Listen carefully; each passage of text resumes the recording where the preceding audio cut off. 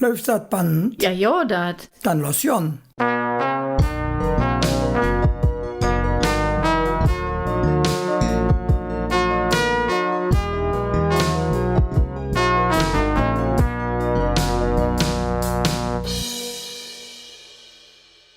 Dag Hermann.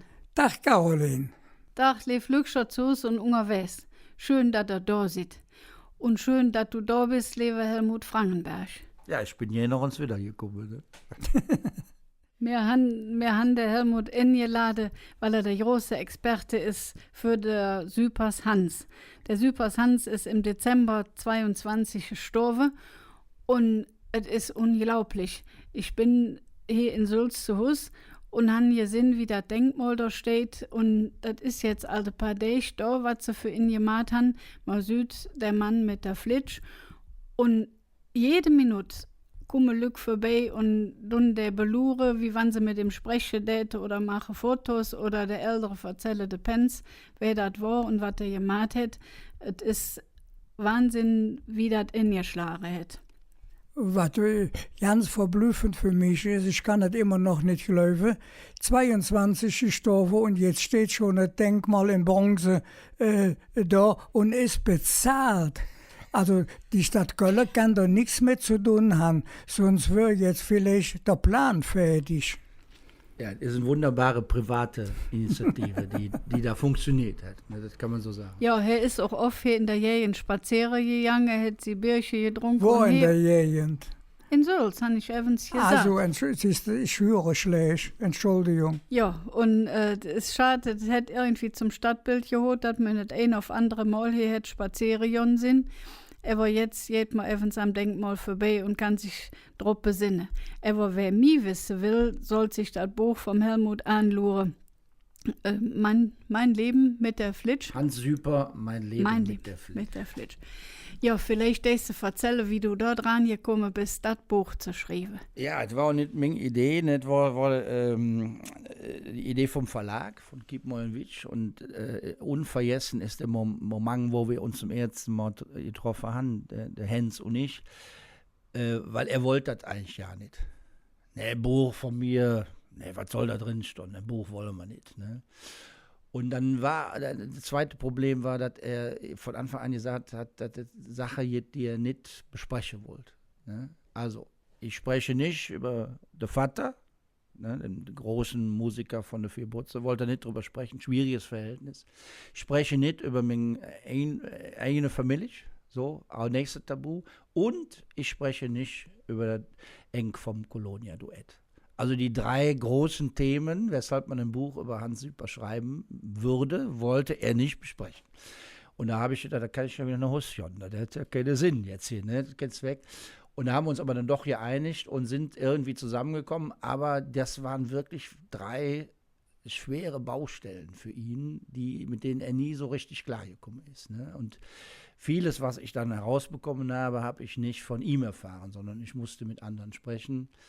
Weil das für ihn schwer war, diese Themen zu besprechen und weil er auch, da sind Dinge passiert, die konnte er nicht erklären, ne? Konnte er nicht verklären. Hans Süper lebte immer im Augenblick. Also alles, was passiert, weil es passiert und nicht, weil irgendwas anderes eine Rolle spielt. Also er konnte nichts erklären, er konnte nichts reflektieren. Es war einfach ein Mensch, der immer im Augenblick in der Gegenwart gelebt hat. Das war schon auch imposant. Ne? Aber macht es natürlich schwer, so ein Buch zu schreiben. Was war dann so schwierig mit dem Vater? Ja, das weiß ich nicht, ob ich das jetzt hier alles erzählen kann. Ne? Also der Vater war ein großer Star. Ne? Also für Köln großer Star. Das war eine richtig, richtig tolle Band, die was Neues machte, der Vierbutze, wo ja auch der Vater von Tommy Engel dabei war. Ne? Also das war richtig große Künstler, tolle Musiker, witzig, die gingen auf Deutschland-Tournee, das waren Popstars, kann man sagen, nach dem Krieg. Ne? Und haben wir vorher auch schon angefangen, während des Kriegs dann für die Soldaten gespielt und so. Also große Nummern. Und wenn du das Kind von einem Star bist, ist immer, also er hat sich nicht verändert, ist immer schwierig. Ne?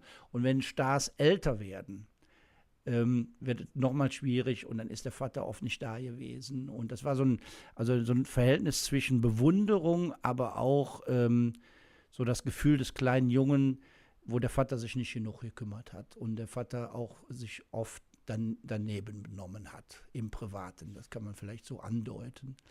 Und da sind Sachen passiert, die er nicht erzählen wollte, das ist ganz klar. Ne? Aber gleichzeitig war es ein Idol, ein Vorbild für ihn. Und in dieser Gemengelage, das ist schwierig, das zu erzählen. Ich glaube, das ist auch für andere schwierig, sowas zu erzählen.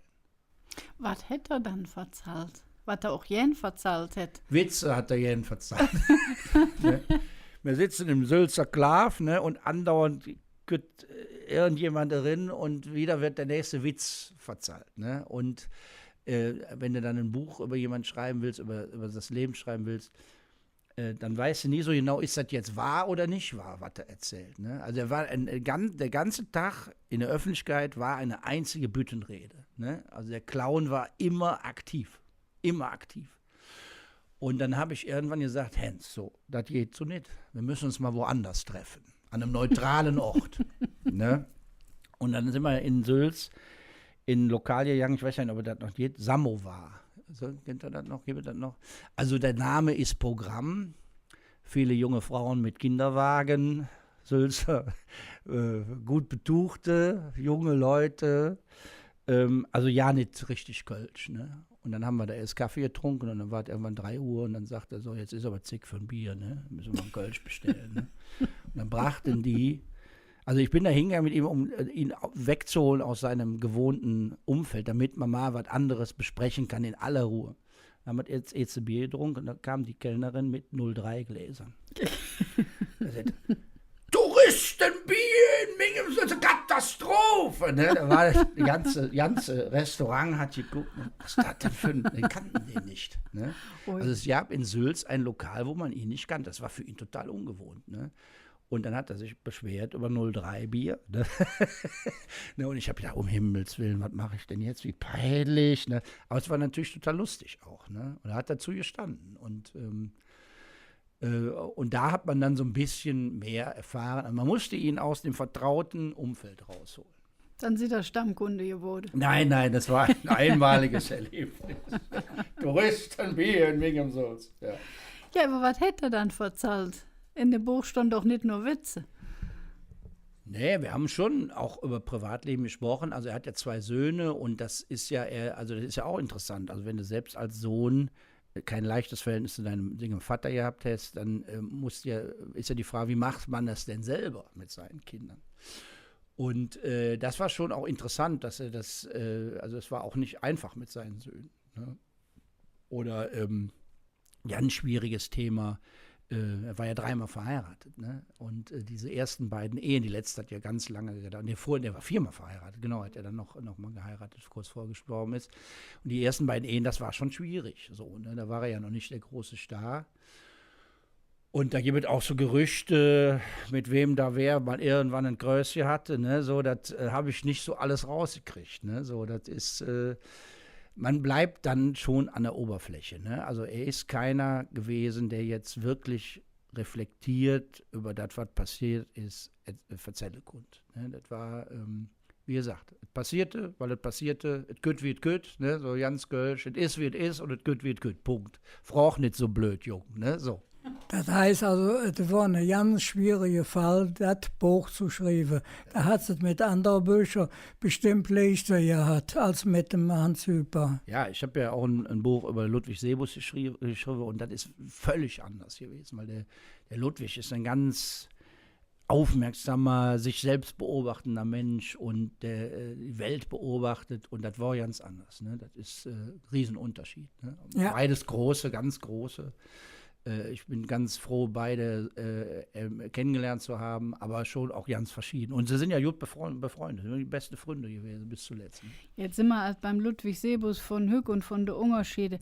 Ich stelle ja noch ins Frage vom Anfang mit den 4 Butze und der Sonderfund.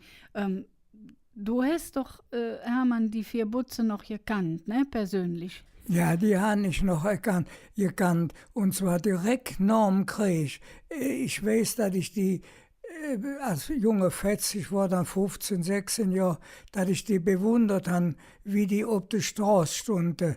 Im aufgetragenen Trenchcoat, der Hut ab, zu 4 Stunden sie nebeneinander, hingen im Rücken, hatten sie die Trümmerlandschaft und haben dann vierstimmig gesungen. Ich krieg den Mund nicht mit so. Ich denk, die singen ja wie die Profis. Und das für eine Trümmerlandschaft. Ich kenne den Saal, wo die gebrochen wurde. Und also ich war richtig fasziniert von denen. Das ist das, was ich behalten habe. Nachher, wie sie wirklich die Stars waren, das ist bei mir verblasst. Aber das Bild von nach dem Krieg, das habe ich direkt für Augen, wenn ich anfange von zu sprechen. Das ist ja, kann man sich auch nicht mehr vorstellen. Ne? Die haben ja den Williamsbau damals als großes Zelt an der Aachener Straße, wo der Karneval wieder anfing, weil der jetzt nicht kaputt war und alles kaputt war. Und da waren ja auch, 2000 Lück drin, ne, oder so, der richtig großer Saal, über 1000 jedenfalls. Und da stehen dann die 4 Butze oder andere auf einer Bühne mit einer Technik. Du meinst den Zirkus Williams? Ja, ne, mit einer Technik, die wir uns heute gar nicht mehr vorstellen können und schaffen es mit dieser feinen, vierstimmigen Musik, dieses riesen Zirkuszelt zu unterhalten und die Lück sind ganz ruhig, alles ganz hörig, die hören zu. Das ist unvorstellbar. Und wenn wir über Süpers Hans sprechen, in der Zick fängt er ja an mit Singen Bruder als 2 Schnürriemen. Ne? Der Vater hat die 2 Jungs auf der Bühne gestellt. Ne? Hat für die Texte geschrieben. Dann wurde der Text an der Tür gehangen und immer wenn die Jungs durch die Tür gingen, mussten die dann auf den Text gucken und Text loren und auswendig lernen. Ne? Und so hat er die ein bisschen gedrillt. Und dann standen die 2 auf der Bühne auch als Duo und der Hans war wieder der immer war, also der so ein bisschen jeck war, hibbelig und der Bruder war so der ruhige, der später dann das Ei, ne, so die Rolle hat der gespielt, ne. Und dann standen die 2 auf der Bühne und 2 14-, 15-jährige Jungs vor so viel Glück, mit so wenig Technik schaffen es, diesen Saal zu begeistern. Ich finde das phänomenal. Es gibt eine Aufnahme von den 2 Schnürriemen, wo man das so mitbekommt, wie der Saal auch die Pointen mitbekommt, also die Witze mitbekommt und dann an der richtigen Stelle lacht und applaudiert und die Kapelle einen Tusch spielt. Ich finde das unvorstellbar, wie die das gemacht haben. Wenn du heute guckst, welche riesen Boxen links und rechts auf der Bühne stehen, immer voll Dezibel, alles voll laut, ne? Und damals über 1000 Menschen, ich weiß nicht genau, wie viele da reinpassten, aber viele, viele Menschen, alle aufmerksam, neugierig, fasziniert, dankbar, mit Respekt für das, was auf der Bühne stattfand. Toll, ganz toll. Da müsste man so ein bisschen was wieder von holen. Hätte dann Direktor Wigger gemacht oder hätte er auch eine ganz normale Beruf gelehrt? Nee, er hat nicht Wigger gemacht, er hat gesagt, so, das hat nicht funktioniert, ne, mit dem Vater und dem Bruder und dann war nach 2 oder 3 Jahren Schluss. Und dann hat er sein Leben lang gejobbt, der Hans, ne? Bis er nachher ja Zähler abgelesen hat für die GEW. Ne? Der ist ja rumgefahren und hat dann für die GEW Zähler abgelesen. Und selbst als er mit dem Colonia-Duett dann irgendwann Erfolg hatte, hat er immer nebenher noch einen bürgerlichen Beruf gehabt, weil er immer so ein Sicherheitsdenken hatte. Er hat immer gedacht, in einem Jahr kann das vorbei sein, ich muss irgendwie einen normalen Beruf haben. Richtig gelehrt hat er nichts, ne? Aber immer irgendeinen Job gehabt und hat dann abends und am Wochenende hat er in irgendwelchen Kapellen Tanzmusik gemacht. Ne? Aber mit dem Karneval war er jetzt fertig, noch den 2 Schnürriemen. Aber dann kam nichts mehr erstmal. Ja gut, das Stichwort Ei. Das Ei. Wie ist das dann zustande gekommen mit dem Ei? Der Zimmermann ist aufgetreten mit seiner Schwester. Die Grete, ja. Die Grete, die später im Hennessy gespielt hat. Ne? Und ich weiß nicht mehr, ich kann nicht genau erzählen, muss ich in meinem eigenen Buch nochmal nachlesen, in jedem Fall hat er nach einem Duettpartner gesucht und dann hat man ihm den Hans empfohlen, der da mit dem Moped durchs Veedel flitzte und so sind die 2 zusammengekommen und das war dann über Jahre natürlich ein unfassbar tolles Duett in einer Zeit, wo ja auch die Blackfish anfingen. Also das war ja eine sehr schwierige Zicke für die Fasteloven. Ne? Das war ja alles verdrüscht und alles spießig und man ging zum Lach in den Keller, alles Hochdeutsch. Ne? Und dann kommen die Föß, die wieder Kölsch gesungen haben und du hattest dieses Colonia-Duett mit einem verrückten Clown, der all das verkörperte, was die im Saal saßen, nicht hatten. Spontanität, Witz, so ein bisschen subversiver Witz, frech, Andere Kleidage. Ja, ne, Witze mit dem Präsidenten gemacht, der hing ihm da Stiefstaatsauce, ne. So, das passte genau, das war die Revolution im Karneval. Also Föß und Colonia Duett sind ganz wichtige Weichensteller für den Kölschen Fastelovend, finde ich. Wer von den Beizen hat dann die Texte geschrieben? Das ist ein ganz großes Geheimnis. Die meisten Texte haben die geklaut. Ah, Ja. Es gab in Bonn ein Duett und wir sprechen über eine Zeit, wo noch nicht so Fernsehkarneval war. Ne? Und da konntest du halt, der Zimmerman hat diesem Bonner Duett die Texte abgekauft. Also zum Beispiel die Fleisch ist nicht von denen. Ne? Und dann haben die die Liedtexte, ne? Den Rest haben sie natürlich selbst gemacht. Und dann haben die ein bisschen verändert und ein neues Arrangement gemacht und den Blödsinn vom Hans dabei, ne? So, ne? Aber die ganz viele große Colonia-Duett-Lädchen und Hits haben 2 Bonner geschrieben. die Fleisch, also ich kenne das, aber ich weiß nicht, ob die Leute, die uns so hören, das kennen. Kannst du uns ein bisschen davon singen? Nein. Oh ne? Oh, schade. Es fehlt ja auch die Flitsch, ne? Ja, genau. Ja, wir fingen da an mit 2 wollte essen, ne? Mit 2 wollte essen, da kommen's, der Fleisch. Ja. Nee, das kennt jeder, oder? Und damit singen Föß, ne? Das, so als wenn die Föß ja nicht immer hören. Ach, Lorenz, das ist doch Tack. Der große Showman, ne? Ja. Schaffman, hätte mein Vater gesagt. Ne? Nee, das war echt ein großer Clown, das kann man schon sagen. Hast du dann auch jetzt darüber geschrieben, wie die Beizen aus den Nein gegangen sind? Ja, schwieriges Kapitel, habe ich natürlich drüber geschrieben. Und der Neustart im Superduett war dann ja auch sehr schwierig, weil alle haben dann Vergleiche gezogen und der arme Werner Keppel, der ein ganz netter Mann war, der ist ja auch schon gestorben, ein ganz, ganz lieber Mensch war, habe ich sehr gemocht, nachdem ich ihn kennengelernt hatte. Der hat es echt schwer gehabt, ne? Also das war, also die haben sich richtig zerstritten, wie man sich zerstreiten kann. Und das Schlimme, glaube ich, war, dass die diesen Streit mit auf die Bühne genommen haben.